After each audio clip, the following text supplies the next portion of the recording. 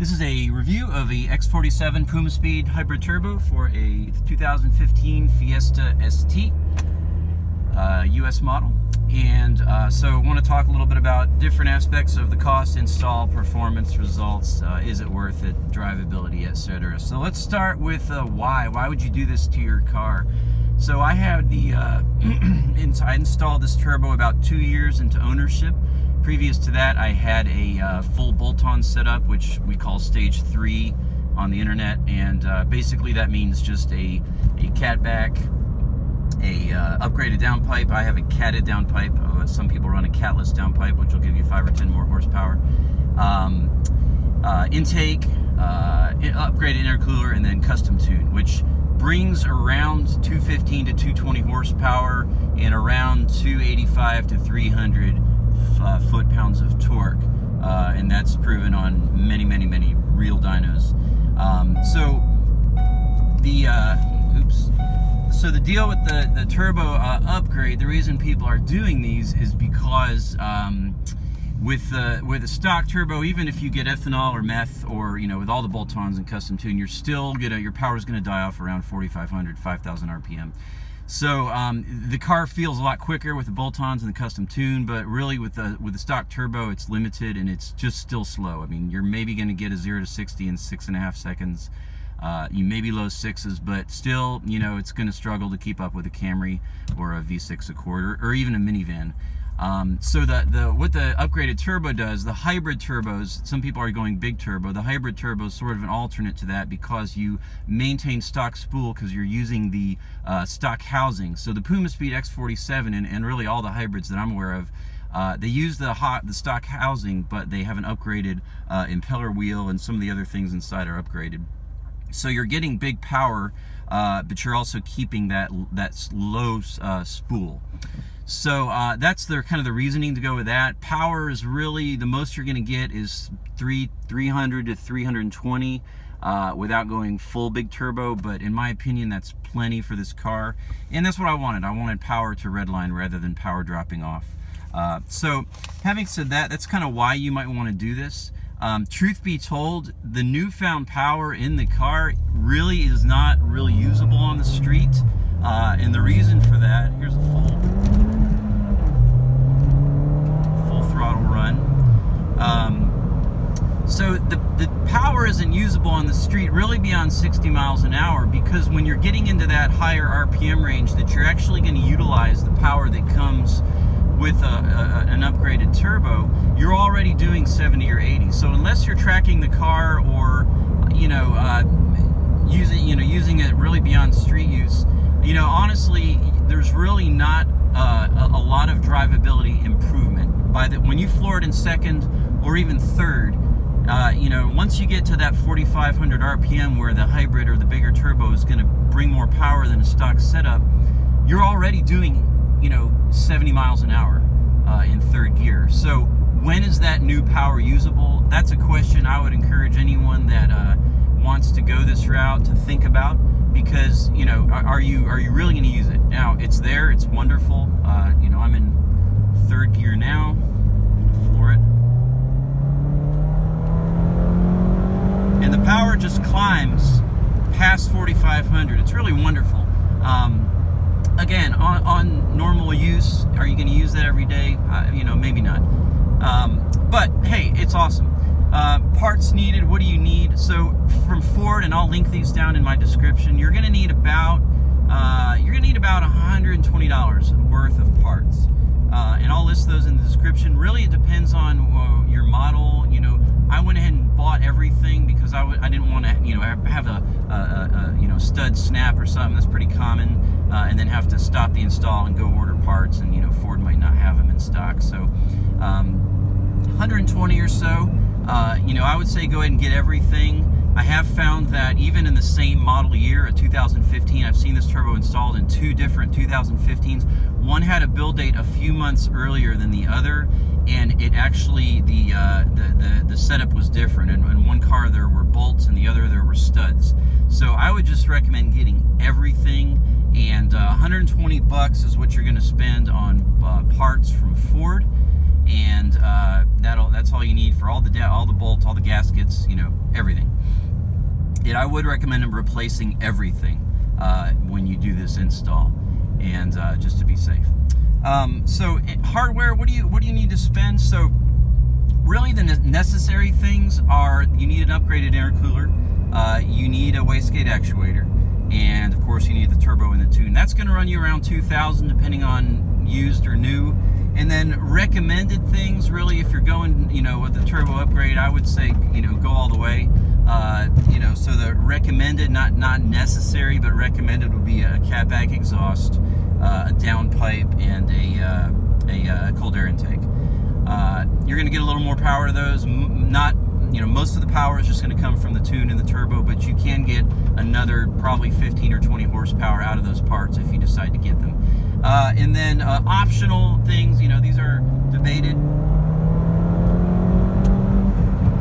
Things that are debatable, one-step holder plugs, people get that. Is it necessary? Some say yes, some say no, who knows. So, you know, you got your plugs. You may get I have a big mouth intake on mine. It definitely helps with airflow. Does it add power? Unknown. My manifold is ported. That's a bit of a difficult thing to do, and there's not really anyone's doing that. You can pay for an aftermarket header, but you're going to pay $800, $900, you know, for a good one. A diverter valve is optional. I found that there was a venting noise once I installed the turbo when I was on the stock diverter valve, so you may consider that. When I upgraded to a Go Fast Bits diverter valve plus, it took care of the problem instantly, and supposedly, you know, it snaps open and closed quicker, so you know, it saves boost and all that sort of thing. Charge pipes for your intercooler, I don't have those. I've got stock pipes on with extra clamps, and I've had no problems at all. They blew off at the very beginning, and I put extra clamps on, and they have been completely fine. My car on my race gas tune did 298 horsepower and 323 torque on Top Speed's dyno in Atlanta to the wheels, and with that, the pipes have not even come close to getting loose. So, you know, you decide yourself. Is that something that's necessary? I'm fine on the stock. And then tires is another thing I would say. Think about tires, because I was still on my stock Bridgestones when I did the upgrade, and I was just slipping. You know, I was spinning tires all over the place. I upgraded to some Federal 595 RSRs, and I still spin a little bit. You can tell here, you know, first gear, you're gonna just spin. Second gear, you're gonna spin. Third gear, sometimes I'll catch the tires spinning, but not really. The Federal tires really made a difference. They're super sticky. They don't last real long, but they really did make a difference in traction. So again, that's optional. So bottom line, out the door, you're gonna spend, you know, depending on new or used, you know, what brand you get and whether or not you get this mod or that mod. Bottom line, out the door, you're going to spend between $2,000, that's really low, getting stuff used, not getting everything, doing all the install yourself, all the way up to about $5,000. And that's if you get everything, and then you may pay a little more if you get it installed. I spent, for my setup that I just described, and I'll link this in the description as well, I've spent right around $3,500 to get from stock to this current setup that I've got right now. So $3,500 out the door, that's with me doing all the installs myself. You know, obviously that saved money. Talk a bit about the install process. The install, it's not awful. You know, I did it with a friend in 4 hours, start to finish, both of us. You know, obviously you got to have all the right tools, spray all the, you know, all the nuts, all the bolts down. You know, have all your stuff prepared in advance. The heat shield, the manifold heat shield, was a total pain to get that thing off. You got to crunch it into a crazy shape to get it off, and then you got to put it back on and kind of reform it if you know, if you want it to fit, and getting to all those things. That was really the biggest pain for us, but it wasn't bad. And the other thing I would say would be, you know, just do all your homework. There's plenty of installs on YouTube. Keep as much on the turbo as you can when you take it off, and then put all those things back on it before you install it. That way you're not trying to do all that when you're, you know, back there and you can't really see what you're doing, and threading all that stuff can be no fun. And another thing that's common is the downpipe bolt seize. I did my downpipe install at the same time I did the turbo, and that's real common. One of mine seized and broke, so you know, you may want to have some of those extra. But overall, not bad. You know, not a horrible thing. Just you know, do your homework, and it's not the worst thing at all. Sound. The X47 does have a good bit. It's famous for that 3,000 RPM whistle. I don't know if you can hear it on this video or not, but it does have that whistle that I don't know if it's right there. So it comes and goes. It's common. Not a big deal. You will notice it with the windows down more. Obviously, with turbo change, you're going to have more noise. I've got a CPE intake and a big mouth intake, so my car has a lot of breathing noise. You may like that, you may not, but really not a big deal. Not a whole lot of change, not a lot of volume, just different.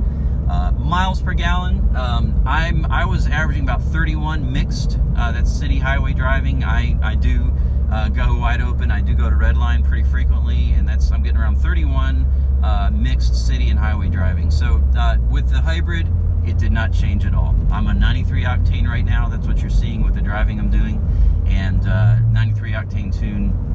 I'm getting about 31 miles per gallon mixed. I'll get 36, 37 highway, and then if I'm all city, I'll be in the high 20s. So you're not going to lose any miles per gallon with the hybrid setup, as long as you don't change your driving style too much. And finally, kind of the last thing to talk about really is just power and drivability. That's probably what everyone wants to hear about. Like I said, really the deal is, I mean, compared to the stock turbo, it's a different car because, again, the power that before would die off, now it just continues. And I'll give you another example of that here in a moment.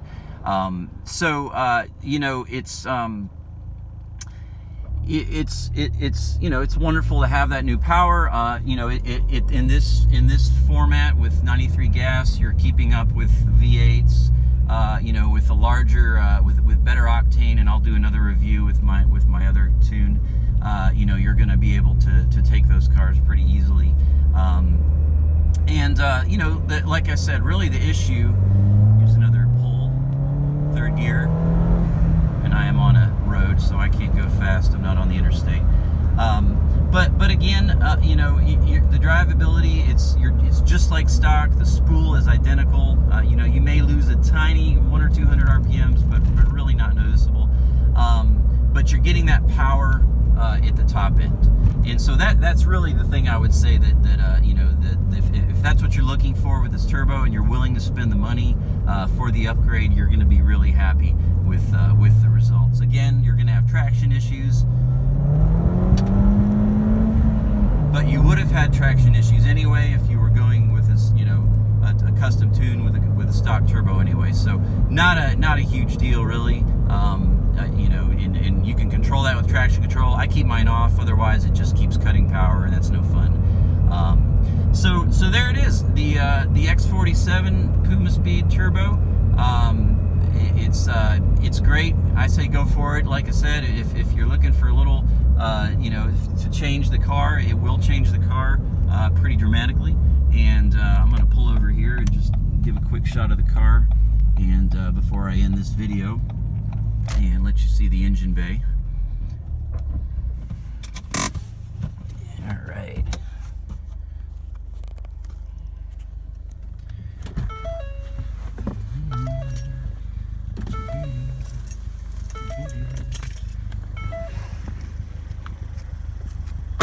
And there she is.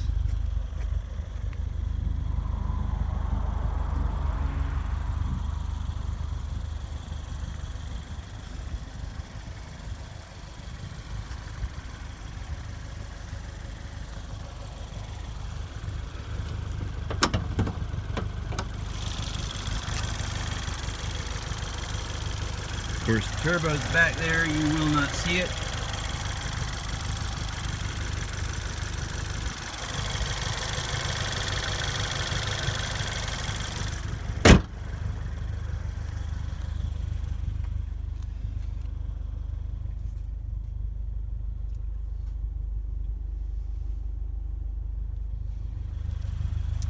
X47 Turbo Review, Fiesta ST.